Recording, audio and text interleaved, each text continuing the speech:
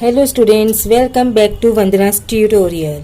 आज हम करेंगे 10th स्टैंडर्ड के मराठी का चैप्टर 2 संत वाणी। इसका पार्ट अ अंकिला मी दास तुझा, ये जिसको लिखा है संत नामदेव ने। पोएम के एक्सप्लेनेशन शुरू होने से पहले मेरी आपकी से एक छोटी सी रिक्वेस्ट है। अगर आप मेरे चैनल पे पहली बार आए हैं तो इसे सब्सक्राइब जरूर से कीजिएगा, और अगर आपको मेरा वीडियो यूज़फुल हुआ तो इसे अपने दोस्तों के साथ भी जरूर से शेयर करना। तो हम स्टार्ट करते हैं हमारा संत वाणी अ अंकिला मी दास तुझा। संत नामदेव वारकरी संप्रदायातील थोर संत कवी। वारकरी है जो एक संप्रदाय है, यानी कि जो विट्ठल भगवान को जो ज़्यादा मानते हैं, जो तुलसी की माला पहनते हैं, वो कौन सा संप्रदाय होता है? वारकरी संप्रदाय। तो ये जो कवि है, जो संत नामदेव है, वो कौन से संप्रदाय के हैं? वारकरी संप्रदाय के। थोर मतलब महान, संत और कवि है, यानी जो संत है और उन्होंने ये लिखा है। संत नामदेवाची अभंग रचना अतिशय उत्कट असून त्याच्या अभंगाची भाषा सुबोध, सरळ, साधी आहे। संत नामदेव जो अभंग रचना, यानी कि ये जो लिखा है उन्होंने, वो क्या है? उनका अभंग है। जो भगवान की जो स्तुति कर रहे हैं वो उनको क्या बोलते हैं? अभंग। जो संत की वाणी है, संत किसने लिखा हुआ है? संत के द्वारा लिखा हुआ है। वो कैसी होती है? अतिशय, यानी बहुत ज़्यादा, उत्कट असून बहुत ज़्यादा प्रभाव डालने वाली होती है। और उनके जो अभंग में लिखते टाइम जो वो भाषा यूज़ करते हैं, जो लैंग्वेज यूज़ करते हैं, वो कैसी होती है? बहुत ही सुबोध होती है, यानी कि बहुत ही जो इजीली समझ में आ जाती है, हर कोई समझ सकता है, इजी होती है और सिंपल होती है। यानी कि उनकी जो अभंग की जो भाषा होती थी वो बहुत ही सिंपल, सादी, इजी होती थी, जो कि हर कोई समझ सकता था। त्याने हिंदीतही रचना केली आहे। इन्होंने सिर्फ मराठी में ही नहीं बल्कि इन्होंने हिंदी में भी रचनाएं की है।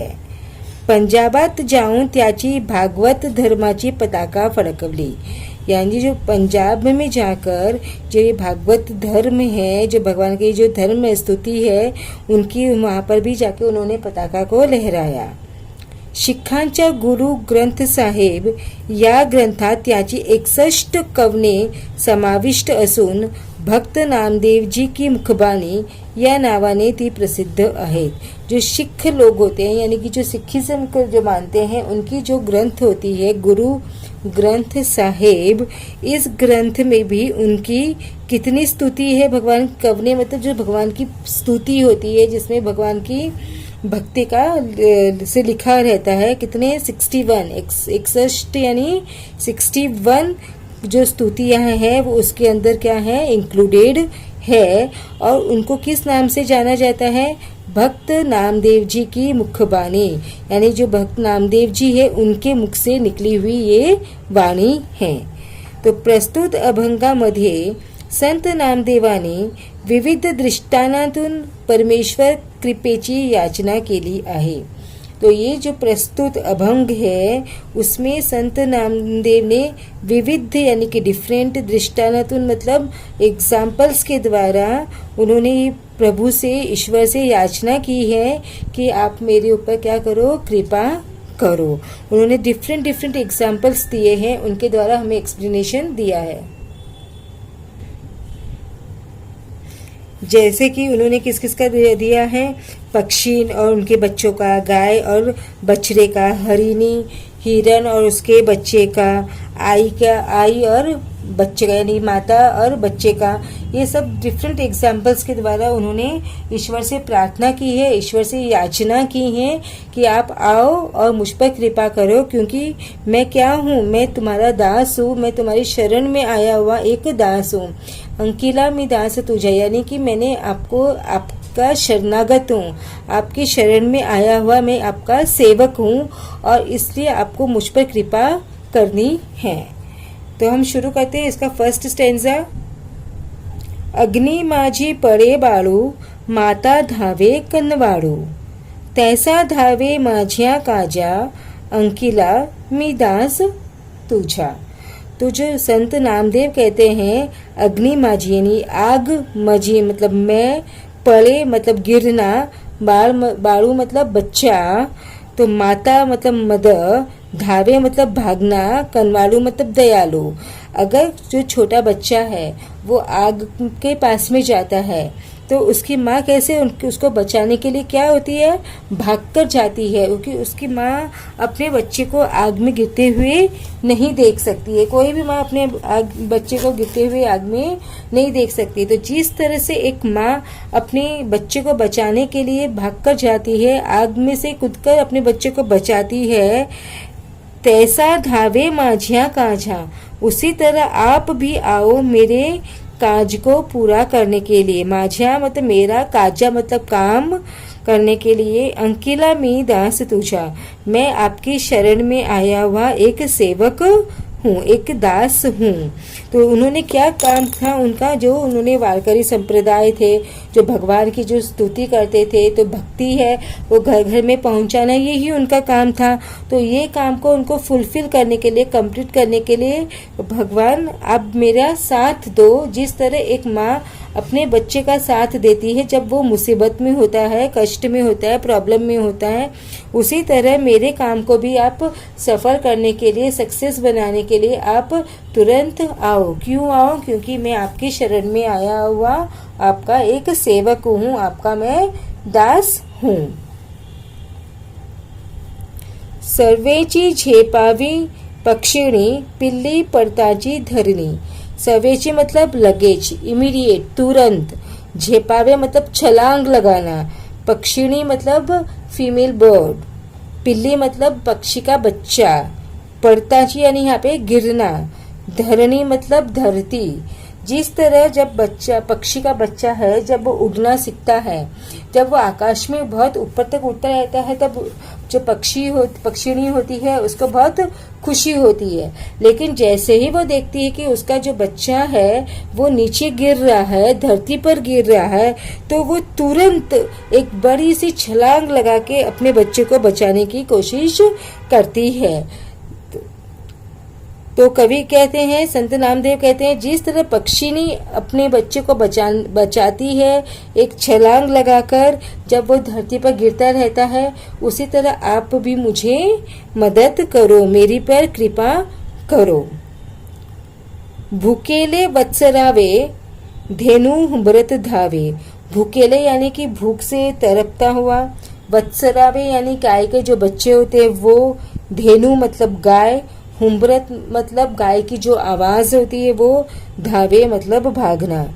तो संत नामदेव जी कहते हैं कि जैसे जो गाय का बच्चा है जब वो भूख से चिल्लाता है, भूखा रहता है, तो गाय हुम्बरत यानी आवाज करते हुए उसकी तरफ भागती है, उसको उसकी जो भूख है उसको मिटाने के लिए। जब गाय भूखे अपने बच्चे की आवाज सुनती है तो वो उसके पास भागकर जाती है ताकि वो उसकी जो भूख है उसको मिटा सके। नेक्स्ट, वणवा लागला से वनी, पारस चिंतित हरणी। वणवा मतलब क्या? आग लगना, लागला से मतलब लगना, वनी मतलब जंगल, पारस मतलब हिरण का बच्चा, चिंतित मतलब टेंस्ड, हरणी मतलब हिरण। तो जिस तरह से संत नामदेव जी कहते हैं, जब जंगल में, वनी मतलब जंगल में, आग, वणवा मतलब आग, जब जंगल में आग लग जाती है तब हिरण को ये चिंता होती है कि कहीं उसका जो बच्चा है वो उस जंगल में तो नहीं है, उस जंगल में कहीं फंस तो नहीं गया है। तो वो अपने उस बच्चे को बचाने के लिए क्या करती है? चिंतित हो जाती है, टेंस्ड हो जाती है, हर पूरी कोशिश करती है कि अपने बच्चे को वो बचा सके। जो कितनी टेंस्ड और कितनी व्याकुल हो जाती है, कितने इसको तकलीफ होती है, उसी तरह जब मैं तकलीफ में हूँ तो आप भी मुझे तकलीफों को दूर करने के लिए आइए। नामा महणे मेघा जैसा, विनवितो चातक तैसा। नामा मतलब नामदेव कहते हैं, मेघा जैसे, जैसे बारिश है, बादल है, विनवितो चातक तैसा। चातक क्या है?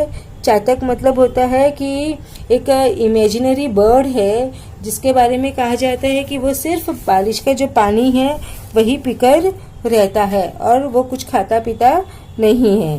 तो नामदेव जी कहते हैं जैसे चातक बारिश का पानी पीकर जीता है, तो कैसे वो जब मतलब प्रे करता है कि बारिश तुम बरसो, बादल तुम बरसो, पानी आओ, ताकि वो उस पानी को पी सके। और मेघा है जो बादल है वो बरसते हैं उनकी विनती सुनकर और उसकी जो प्यास है वो बुझाते हैं।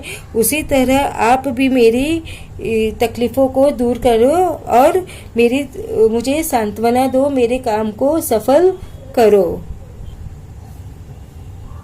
तो ये जो पूरी संतवाणी है जो संत नामदेव के द्वारा लिखी गई है, उसमें संत नामदेव जी ने यही बताने की कोशिश की है अलग अलग उदाहरणों के द्वारा, अलग अलग एग्जाम्पल्स के द्वारा, कि आप आओ और मुझ पर क्या करो, कृपा करो उसकी, क्योंकि मैं आपकी शरण में आया हुआ एक दास हूँ, मैं आपका शरणागत हूँ। और अगर मैं आपकी शरण में आया हूँ तो आपको मुझ पर कृपा करना ही है, क्योंकि शरणागत में आए हुए जो भी लोग होते हैं, जो शरणागत होते हैं, उन पे परमेश्वर है, जो ईश्वर है, वो हमेशा अपनी कृपा करते हैं। तो इसलिए आपको भी मुझ पर कृपा करनी है। जिस तरह एक माँ अपने बच्चे को आग में गिरते हुए नहीं देख सकती और उसको बचाने की कोशिश करती है, तो उसी तरह आपको भी मेरा काम करने के लिए आना है। जिस तरह पक्षिणी धरती पर अपने बच्चे को गिरते हुए नहीं देख सकती है, वो दौड़ कर जाती है और अपने बच्चे को बचाती है। जिस तरह गाय की जो बच्चा है, बछड़ा है, जब वो भूखा रहता है तो गाय उसके पास उसकी भूख मिटाने के लिए भागकर जाती है। जब वन में आग लग जाती है तो जो हिरण है अपनी कितनी चिंतित हो जाती है, जो हिरनी रहती है अपने बच्चे के लिए कि वो कहीं उसमें अटक तो नहीं गया है। और जैसे चातक पक्षी है जो कि एक काल्पनिक पक्षी है, उसका प्यास बुझाने के लिए मेघा बरसते हैं, उसी तरह आपको भी मुझ पर कृपा करनी है। तो इसी के साथ में अंकिला में दास तुझा, ये हमने यहाँ पे पोएम की एक्सप्लेनेशन ख़त्म कर ली है। और अब इसके नेक्स्ट वीडियो में हम करेंगे इसकी चैप्टर के क्वेश्चन आंसर। तब तक take care and keep watching Vandana's tutorial. And जाते जाते एक छोटी सी रिक्वेस्ट, अगर आपने मेरे चैनल को अभी तक सब्सक्राइब नहीं किया है तो इसे ज़रूर से सब्सक्राइब कीजिएगा और अपने दोस्तों के साथ भी ज़रूर से शेयर करना। Thank you.